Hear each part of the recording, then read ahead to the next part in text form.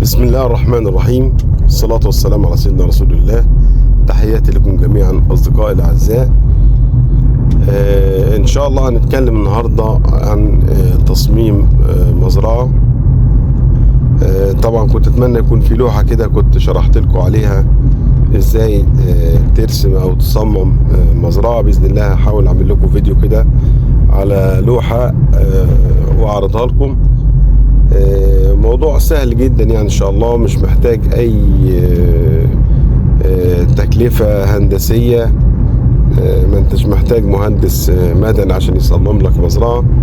انت كده بنفسك ممكن تعملها بكل سهولة. الموضوع سهل مش صعب، حسب المساحة المتاحة عندك. يعني انا مش عايز منك اكتر من 30 متر عرض، يعني 30 متر عرض في زي ما في الطول زي ما انت عايز بقى، 50 متر 60 متر 70 متر 100 متر.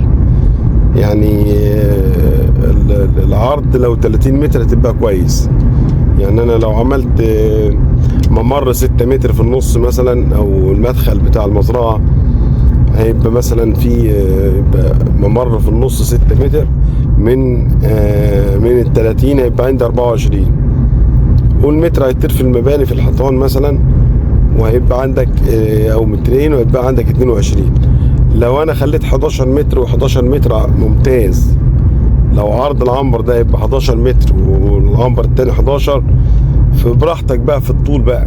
خليه 11 في 11 11 في 12 11 في 10. ده يشيل 10 عجول 20 12 عجل 13 عجل مرتاح يعني. ال 100 متر دي تشيل 10 عجول. ممكن تحط 11 لو انت العمليه مزنوقه معاك ومش لاقي مكان. ممكن العنبر ال 10 في 10 او ال 11 في 11 ممكن يشيل 11 عجل سايب زي ما انت شفته في العنابر.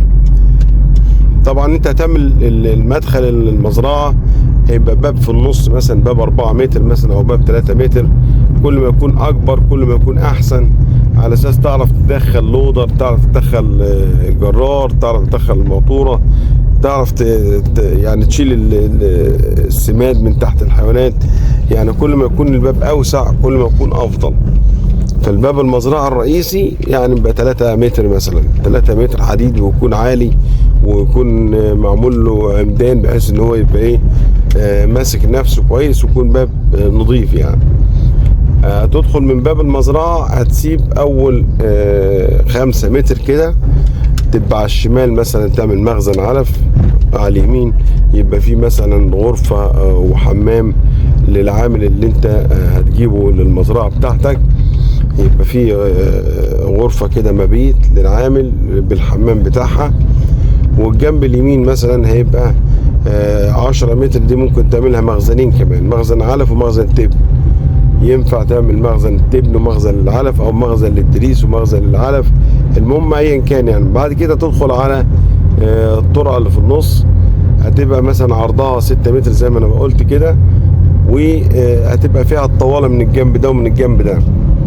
الطوالات دي زي ما انا قلت هتبقى مثلا 35 سم عرض، وتمشي بطول الطرقه، بحيث انك انت كل التعامل بتاعك هيبقى من بره من الطرقه، مش هتدخل العنابر خالص. الاكل هتحطه وانت ماشي من بره. الميه هيبقى كل عنبرين هيبقى في حوض ميه مشترك للعنبرين. وخلي بالك يعني المزارع عندنا هنا اللي انا ماسكها ومشرف عليها، حوض الميه عرضه 20 سم على فكره. يعني ما انتش محتاج تعمل حوض متر في متر عشان خاطر، ولا متر في 3 متر عشان، بالعكس ده بيبوظ العنبر، والميه بتنزل ويحصل كسر في المواسير، وتبص الدنيا كده بقت ميه وباظت خالص تحت العجول. لا، هو العنبر بتاع حوض الميه اللي بين العنبرين ده بيتبنى قاعده طوب من تحت كده، وتطلع لفوق بعرض 20 سنتي بالظبط، وتروح طالعه زي الجمالون شمال ويمين كده زي المثلث، وليه قاعده من تحت بحيث انك انت تركب سيراميك، ويبقى ليه صرف في الطرقه بره برضه. يعني يتعبى من بره ويصرف من بره، وتعمل له ميل ويتعمل له ميل كده لبره، بحيث ان هو لو انت عايز تنظف الحوض ديت وتغسله بيبقى سهل جدا سهل. لو حته النظام الليف ديت وتجيب العنبر تغسل السيراميك ده وتمسح، تلاقي ما شاء الله الحوض بيلمع ودايما نظيف وسهل في نظافته يعني. يبقى احنا كل عنبرين هنعمل لهم حوض ميه مشترك يشرب منه ده ويشرب منه ده، ويبقى في حديد في النص طبعا فاصل بين الاتنين. زي ما قلنا المعالف هتبقى في الطرقه من بره، الحيوان يمد راسه من وسط الحديد وبياكل، وكل الخدمه بتبقى من بره. تحط علفك، تحط دريسك، تحط تبنك، كل الشغل كله من بره. حوض الميه بتبقى المواسير متوصله من بره من غير تفتح المحبس تملى حوض الميه، تفتح المحبس تصفي حوض الميه. ده النظام الممتاز اللي شغال هنا. باب العنبر يعني حاول تخليه متر، متر ونص مثلا. خلي باب العنبر متر، بيبقى حديد زي الشبك كده يعني، ما تكلفش نفسك. بيبقى حديد شبك كده، بس حديد يكون باب كويس يعني، بحيث ان يقفل على جوله وخلاص. وبرضه يحتاج انك انت يكون متر ونص او متر و60، على اساس انك انت تدخل الجرار الصغير، تدخل لودر صغير يشيل لك السماد من تحت الحيوانات بعد انتهاء الدوره، على اساس انك انت ما تتعبش برضه في عمليه النظافه والتطهير. تمام. دي بالنسبه لتصميم المزرعه. زي ما قلت سهل جدا.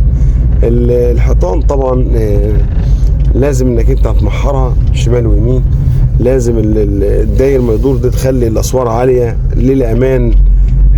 سور المزرعه لازم يكون عالي، على قد ما تقدر تعمل له رابط كويس وتبني بنا صح، بحيث ان تبقى كل مترين او مترين ونص في رابط، بحيث مش اي ميه في الزرع جنبيك او في اي ارض تبص تلاقي الحيطه بتاعتك نزلت. لا، مون الحيطان كويس وتمحرها من جوه، بحيث ان احنا حتى ما تشيلش حشرات ولا الجراد يبيت فيها.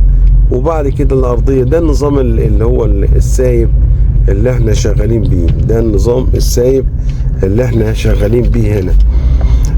هتقول لي مثلا انت بتحب النظام السايب ولا المربوط؟ طبعا دي راحه شخصيه يعني، كل واحد اضرب بشغله واضرب بمساحته وحسب المساحه المتاحه عنده. انا شخصيا بحب النظام السايب، وان كان النظام السايب ده بيخدم الجزار اكتر من صاحب المال، لان صاحب المال اهم حاجه عنده وزن، يعني هو عايز يجيب وزن.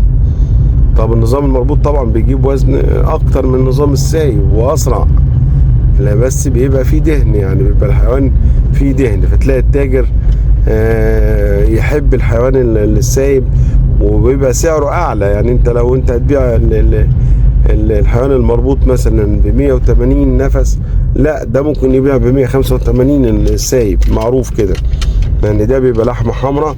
لكن طبعا المربي ما يهموش، ما بيفكرش في جودة اللحمة قد ما بيفكر في الوزن اللي هو بيطلع عنده، على اساس يعمل معاه هامش ربح.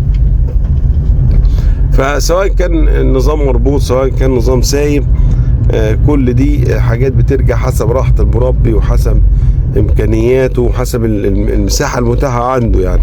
المهم ان احنا نبدأ يعني. زي ما قلنا اديكم شايفين كل يوم الدنيا في سعر، ما تقدرش تحكم على حاجة معينة، لكن اللي انا اقدر اقوله ان الحاجة احسن من ثمنها، ولما تبدأ دلوقتي احسن من بعدين.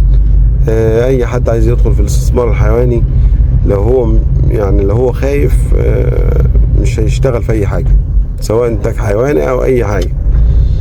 فتوكل على الله وربنا ييسر للناس كلها ان شاء الله، ونتمنى لكم الخير، وكل عام وحضراتكم طيبين، والسلام عليكم ورحمة الله وبركاته.